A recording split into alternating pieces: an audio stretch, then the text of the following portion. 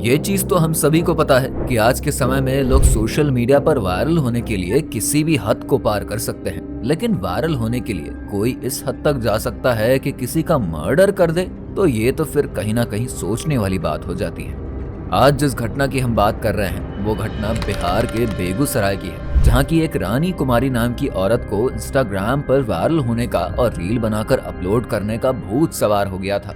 रानी की शादी महेश्वर नाम के एक लड़के से हुई थी। समय बीतता रहा और इन दोनों के 2 बच्चे भी हो गए, लेकिन फिर भी रानी को इंस्टाग्राम पर रील बनाकर अपलोड करना काफी पसंद था।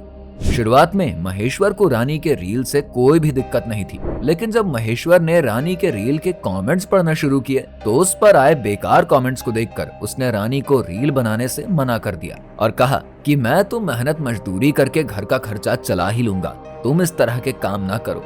गंदा वीडियो बनाती थी या जैसे उसको मना करता था, ये सब हमको घिरना पड़ता है, यह सब काम नहीं करो। लेकिन सोशल मीडिया का नशा किस तरह का होता है ये तो आप सभी को पता होगा। महेश्वर के मना करने के बावजूद भी रानी ने रील बनाना नहीं छोड़ा।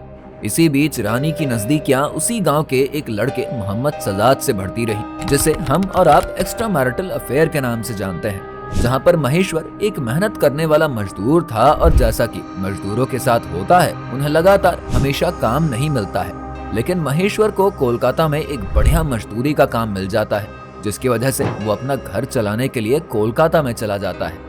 इधर रानी को और भी ज्यादा आजादी मिल जाती है, क्योंकि महेश्वर घर से दूर जा चुका होता है।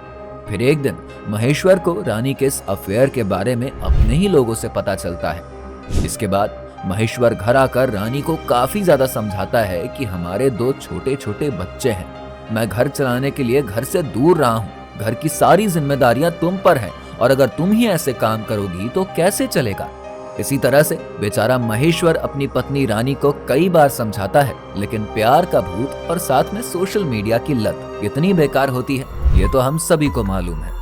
ऐसे ही समय बीतता रहता है, लेकिन रानी हमेशा महेश्वर से पीछा छुड़ाना चाहती थी। और जैसा कि गांव में होता है, एक साधारण मिडिल क्लास के लोग कभी भी तलाक नहीं ले पाते हैं। ऐसे ही रानी के पास भी कोई ऐसा ऑप्शन नहीं था।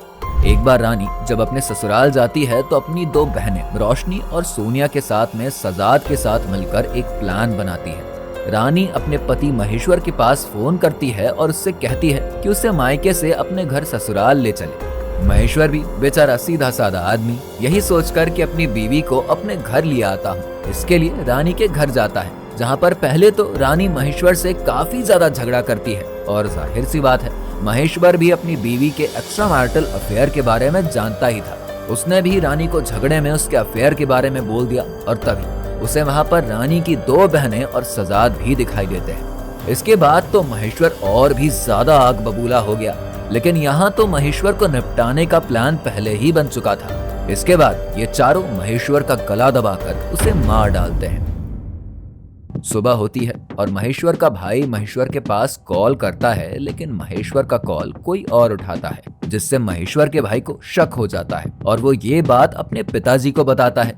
महेश्वर के पिताजी भी महेश्वर के फोन पर कई बार फोन करते हैं, लेकिन जवाब नहीं मिलता है।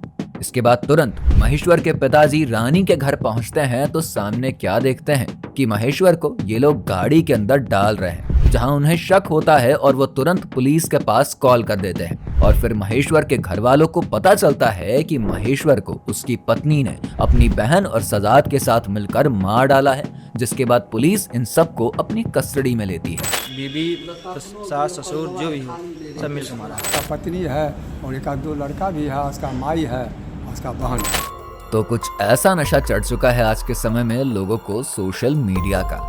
अंत में मैं इतना ही कहना चाहूंगा कि सोशल मीडिया बस एक चकाचौंध की दुनिया है, जो कि असलियत बिल्कुल भी नहीं है, और इसकी वजह से कुछ भी ऐसा ना करे जिसकी वजह से पूरा जीवन आपको पछताना पड़े। इस घटना पर आपका क्या कहना है हमें कमेंट बॉक्स में बताना ना भूलें।